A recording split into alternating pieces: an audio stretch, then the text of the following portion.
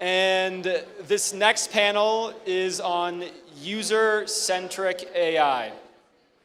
On this panel, we have Nick Cosby from Modulus Labs, David Minarsch, he's the CEO and co-founder of Valory, Ethan Sun, who is the co-founder of Myshell. We have Esli, who's head of strategy at the Marlin Foundation. And this panel is going to be moderated by Qian, who's the co-founder of Edge AI. Come on stage.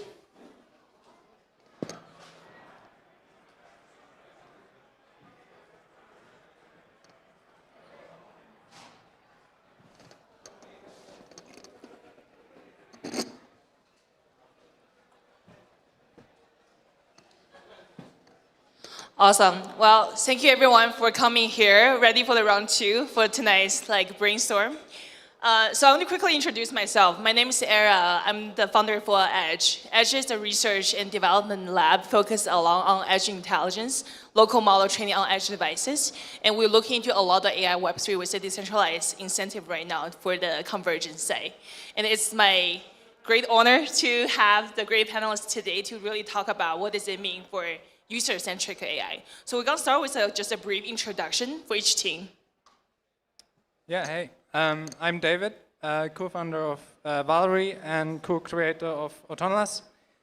And yeah, excited to be here, particularly bringing my view on how autonomous AI agents can create value for their owners. Thank you, David. I'm Esli. I'm part of Marlin Foundation.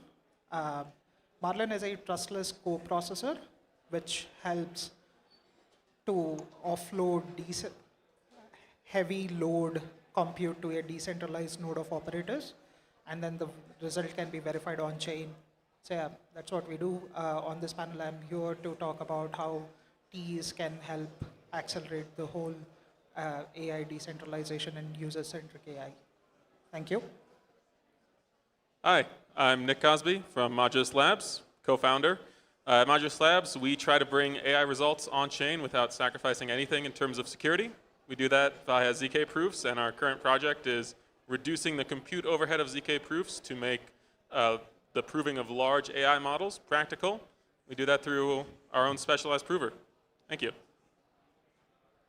Hi, this is Ethan. I'm co-founder of Myshell. At Myshell, we are building a decentralized creator platform that's we empower creators of all these kind of open source AI models for people to easily build all the AI applications. On top of that, it's also an AI marketplace. All the interested people can invest and back all those kind of fantastic AI content and be part of the ecosystem. Awesome. So I want to start with a bit of background. So in crypto, we have a way of saying, if not your key, not your coin. And in AI space, we talk about not your weights, not your model. So when it comes to this intelligence age, we start to think about what does it mean from a personal individual level, think about this intelligence stack. And I think we can start with maybe Marlin, when it comes to AI, what are folks really talk about, what they really care about? So with AI, one of the key things that users care about is privacy, both on the end user side as well as developers. On the end user side, they want to ensure that their data is not being used in an insecure way. And also, they want to ensure that none of the things are open source and they can be accessible and breached. And on the developer side, they want to ensure that the models that they have built, they should be able to keep them safe and secure, and as well as they want to ensure that the models behave in a certain way. So that's where Marlin TEs comes into picture, wherein they ensure that everything happens inside a secure enclave, so that it's black box to outside environment and everything is pretty much secure, but still you can verify everything on chain. Yeah. Yeah, there's thoughts?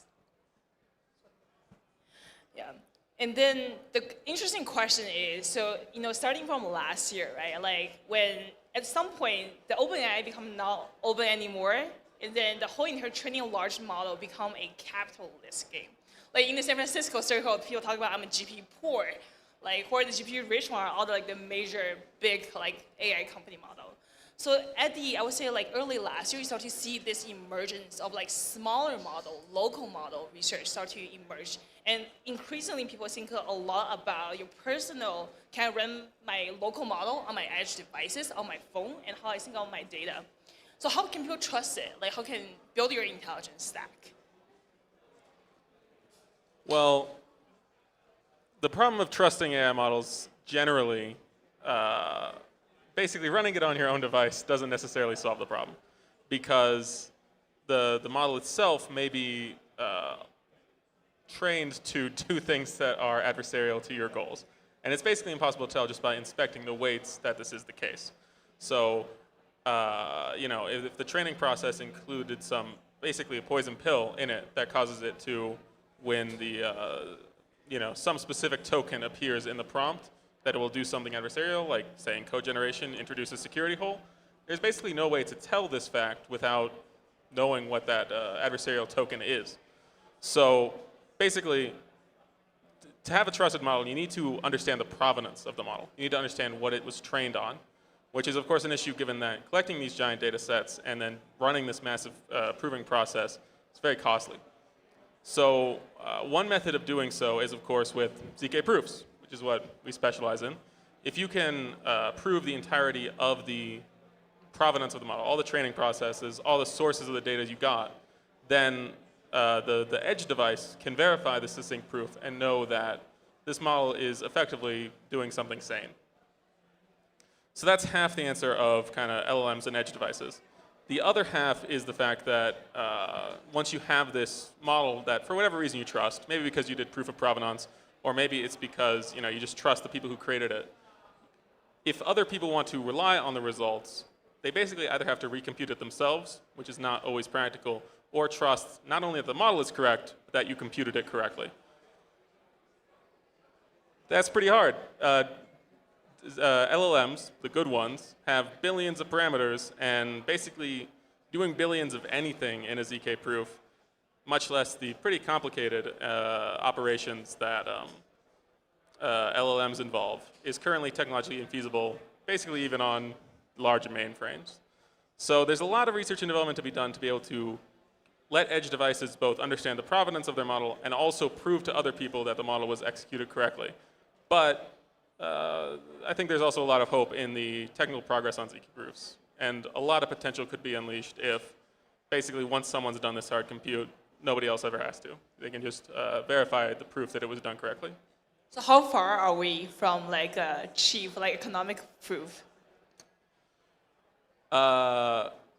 LLMs on edge, like real full-size LLMs on edge devices, probably like 2 to 3 years.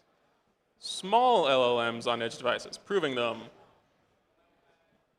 that might happen in a year or so. I think we've got some good stuff in the pipeline, so. Interesting, interesting. So, so when I talk about like user-centric AI, there are two sides. One is like your intelligence stack, right? Your local model. The other part is this whole entire empowerment. Like with the autonomous agent hackathon, we started looking into like the additional agent, like this swarm of agent potential economy gonna emerge out of it. But let's start with the simple one. What is agent? How we define it, and what does it mean to be like an autonomous agent architecture? Great questions. Yes, so Ilya earlier gave this nice description of the different types of agents we can find, and obviously we're on a user-centric panel, so it kind of starts with interacting, right? So you can be in a situation where maybe you're using a wallet, as was previously discussed, and an AI agent can sort of complement your interaction with the chain, let's say.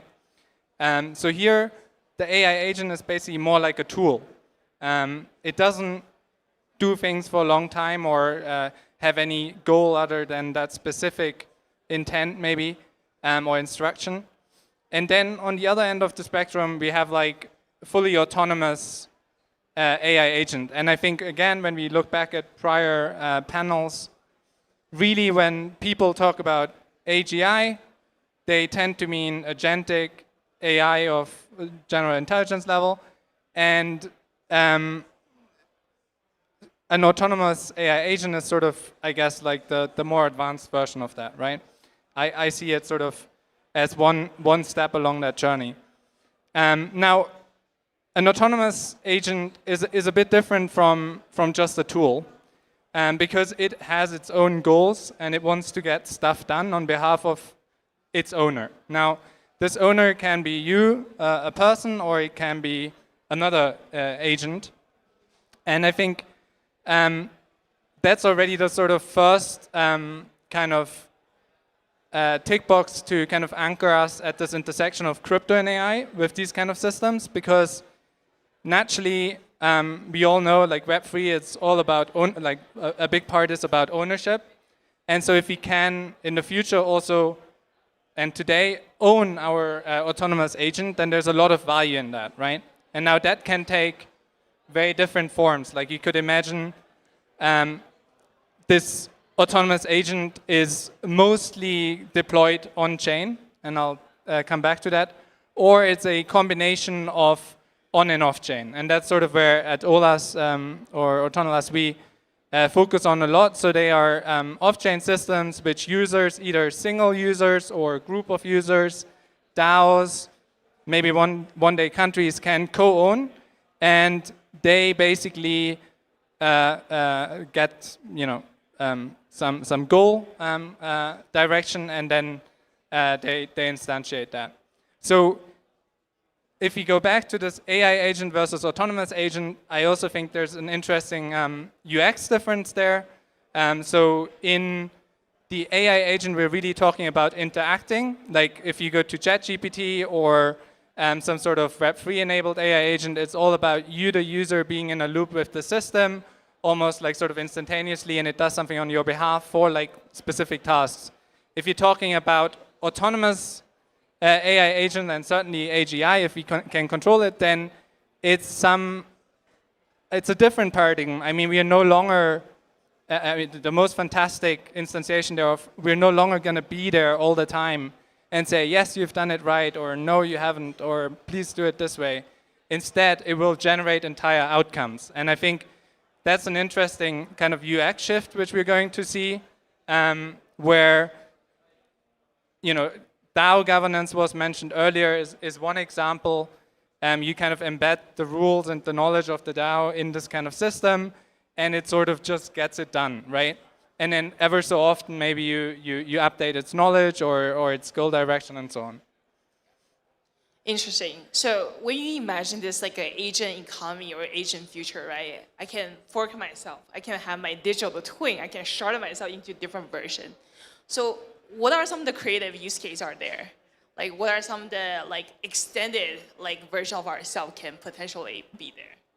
Yeah, I think at Myshell, we are not just empowering people to create digital twins or just AI characters. I think we focus more on the generic AI applications. Because I think nowadays a lot of people talks about AI agents, and we use the term AI application. Because I think traditionally people with coding experiences, they just code the logic, the user interface up. But nowadays, with all the large language model, basically you can use a prompt or simple instruction to make the generic large language model into as a specific logic with a given prompt to change the output distribution for that. And of course, basically, I think large language model is more like the brain of the AI application, or like the coordinator. But we also think a lot of other computer vision models, other generative models like Stable Diffusion or some video generation models. Basically, all this kind of model is just the building blocks that we want to integrate all together to the creators. So they don't have to deal with the hassle of model deployments or how to code the models or learning coding at all. So basically, they can use very simple configurations or even use our non-coding tools to define the processing logics or to process different kind of user inputs and to orchestrating all those kind of models together, either in a very simpler linear workflow or even more complicated graph translation logics. So given that sense, we really can empower creators to build professional-grade AI application for both the entertainment, like the AI games, or like the educational content, like AI version of Duolingo or any other utility tools, or even personalized workflow to process your daily email or the calendars. I think that's really something we want to empower for. And I think all the fantastic projects focusing more on the verifiabilities and also building the AI models on chain. And we focus more on, given this kind of fantastic infrastructures, how we can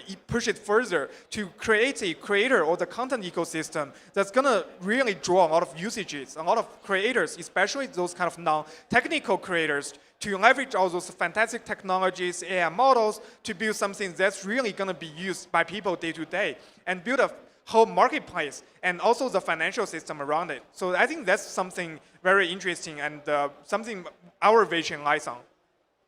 Amazing. So to spice things up a little bit, I know we talk a lot about the traditional convention. I want to ask each panelist, what's the most controversial thoughts you have about this AI Web3 convergence space? What are some that are kind of like just buzzword out there? What are some things that are real?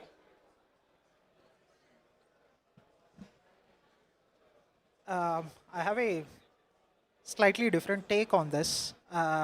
One of the controversial topics that I can think of is trustless AI life coach, right? I mean, as a human, you are making so many decisions throughout the day. There is a lot of cognitive load that has been going through your head. How can we build an AI which can act as a life coach? And you do this in a trustless way so that only you have access to that data, and the AI acts according to what you will do, right? If you are on a date, it will tell you whether to take roses or whether to take chocolates, depending on your historic data patterns, right? And this is where the whole T or the secure enclaves come into picture, because the AI model itself is hosted on a secure enclave, right? So that it's not exposed to any external parties. It's a black box, and you should be able to access it, and it is only accessible to you. So yeah, quite a controversial topic. Yeah. All right. Well, I don't know how controversial it is, but earlier today I was following the fantastic discussions, and sometimes I feel it's sort of implied that there will be some sort of one big model or one AGI which we should worry about, and that's, in my opinion, totally ridiculous. I think everyone will have varying degrees of models. There will be trillions of them. Most of them will be agentic, and I think it's all about structuring societies of humans and these agentic AIs, many of which will be orders of magnitudes more capable than us. And I think that is where the crypto AI intersection has a big role, because if you think about it from a meta level, what AI is all about is it just makes innovation faster and faster and faster. And what crypto is in a large part about is about designing mechanisms to align agents. And agents are humans, agents are machines, agents, anything with agency. Don't know if it was controversial. Nick. Yeah. So I'm pretty excited, obviously, I work in it, on the intersection of crypto and AI. There's so much space to experiment with here, but I think the unfortunate truth is that the realm of the fancy, hot, super exciting frontier models, like Sora or Gemini just came out, especially Sora, those will remain in the centralized corporations hold, I think, indefinitely. The costs in terms of efficiency for decentralization and security cannot be so easily overcome, I think. Yeah, I think I think the most controversial thing in the AI plus crypto domain is actually the usage versus more infras. I think usage is something we barely mention, because I think nowadays, given the top performance commercial APIs, people are still trying to build a lot of consumer-facing applications. A lot of AI startups is trying to use ChatGPT to build something that can help us to better to do the promotions to the AI companion and all others. I think crypto, of course, gonna bring the AI on chain and also bring a lot of transparencies. But I think it's actually the overhead of bringing things on chain, especially with the verifiabilities, how much scenario is actually justify the additional cost. I think for a more money or trading critical scenarios, it's of course worth it. But for let's say if you are talking with your AI girlfriend and the verifiability makes the cost like 2 magnitudes higher, does it worth it? I think that's probably the most controversial talks we have internally around building a consumer-facing application. I think, yeah, just want to mention a few other buzzwords I heard a lot in the domain. I think one of them is training or the fine-tuning. Of course, fine-tuning and training is fantastic. But I think the hardest part is to serve those kind of long-tail fine-tuned models. It's not possible nowadays. I don't see any kind of infrastructures, even in the Web2 domain, kind of hot loading the long-tail models fast enough. So even if we have like millions of fine-tuned models, how can we serve them? Because all the models gonna need GPU memories to host it, to make them ready to be used to run the inferences. I think in reality, people use RAG rather than fine-tuning to deal with the new data. I think, of course, fine-tuning works better, but just not economic viable for most of the scenarios. I think the next one probably is agents. I think nowadays there's no clear definition of what is AI agents, especially what is autonomous agent. People are always talking about it. I think there might gradually gonna form the consensus of what really is the AI agents. What's the difference between AI agent and AI applications? Yeah, so I think, yeah, just some of the buzzword I heard.